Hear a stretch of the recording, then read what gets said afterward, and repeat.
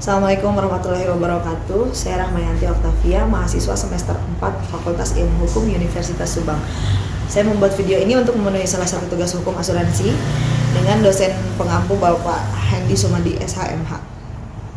Dalam bahasan kali ini saya akan membahas sedikit saja tentang prinsip asuransi syariah dan perbedaan asuransi konvensional dengan syariah. Asuransi syariah sendiri mempunyai definisi tolong-menolong atau tabaruk, di mana sejumlah orang melakukan sebuah perkumpulan uang atau investasi atau tabaruk untuk mempersiapkan risiko yang mungkin akan terjadi atau belum terjadi. Nah, dasar hukumnya sendiri ada 3 kalau tidak salah dalam Al-Quran. Ada banyak, cuman akan saya bahas 3 saja. Yang pertama, surat Yusuf ayat 43-49 kurang lebih menyatakan, Allah mencontohkan beberapa contoh usaha manusia untuk sebuah proteksi akan kemungkinan buruk yang terjadi di masa depan. Lalu yang kedua, surat Al-Baqarah ayat 188, di situ menyatakan, janganlah kamu mengambil harta yang batil atau memakan uang orang lain. Dan yang ketiga, surat Al-Hasyr ayat 18, Allah memerintahkan manusia untuk mempersiapkan apa yang akan diperbuatnya di hari esok. Nah, dari ketiga dasar tersebut ada kaitannya dengan prinsip asuransi syariah. Prinsip asuransi syariah yang pertama adalah jelas dasarnya adalah tolong menolong atau tabaruk ya. Jadi tidak ada murni di sini tolong menolong. Nah, yang kedua, tabaruk itu adalah sumbangan. Sumbangan itu sama dengan hibah. Hibah itu sama dengan pemberian. Maka saat sesuatu yang sudah kita berikan, haram hukumnya apabila ditarik kembali. Yang ketiga, saat seseorang mengikuti asuransi syariah, dari niatnya aja sudah jelas di situ harus ditekankan bahwa niatnya adalah tolong menolong. Yang keempat, dana yang dikembangkan oleh asuransi syariah berdasarkan syar'i dan ketentuan yang sudah ditentukan dalam Al-Quran.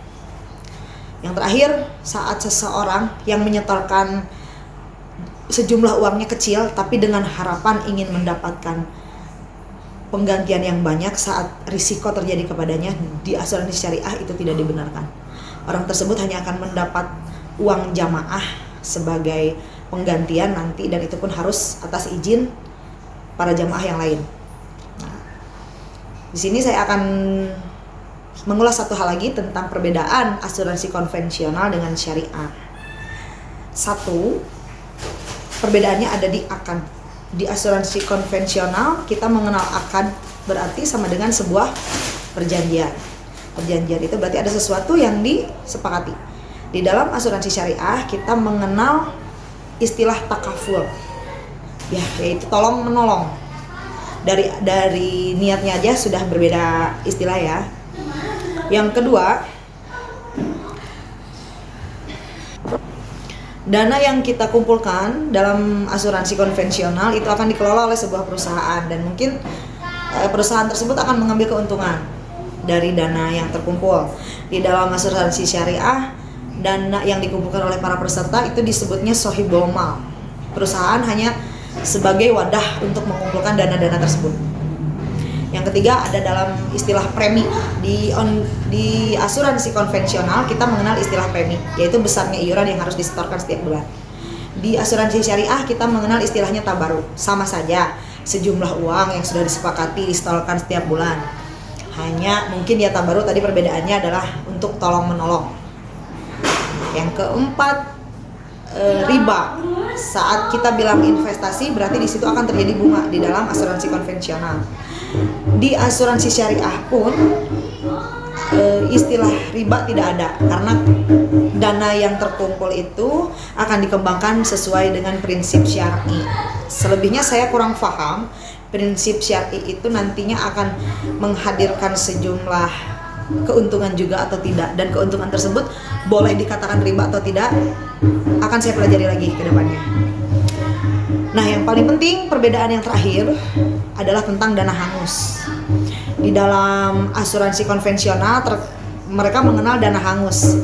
asuransi konvensional non saving ya, misalnya saat seseorang sudah habis masa kontraknya dan tidak terjadi klaim atas kerugian dan risiko selama kontrak tersebut dan kontrak tersebut berakhir, maka kesepakatan itu sudah selesai. Dana yang sudah terkumpul berarti menjadi hak milik perusahaan, tidak dikembalikan kepada peserta. Berbeda dengan asuransi syariah, ada di situ disebut istilahnya dana kebajikan. Saat seseorang mengikuti keanggotaan syariah, asuransi syariah dan yang non saving hanya untuk kerugian, dan selama kontrak dia mengikuti terus sampai akhir, tidak terjadi klaim sama sekali dan tidak terjadi risiko kerugian, maka di situ dana kebajikan ini akan dikembalikan dengan pola bagi hasil sesuai dengan yang sudah disepakati dari awal. Mungkin hanya beberapa itu saja yang bisa saya sampaikan. Masih banyak perbedaan antara konvensional dan syariah, mungkin akan dibahas di video yang lainnya. Terima kasih. Assalamualaikum warahmatullahi wabarakatuh.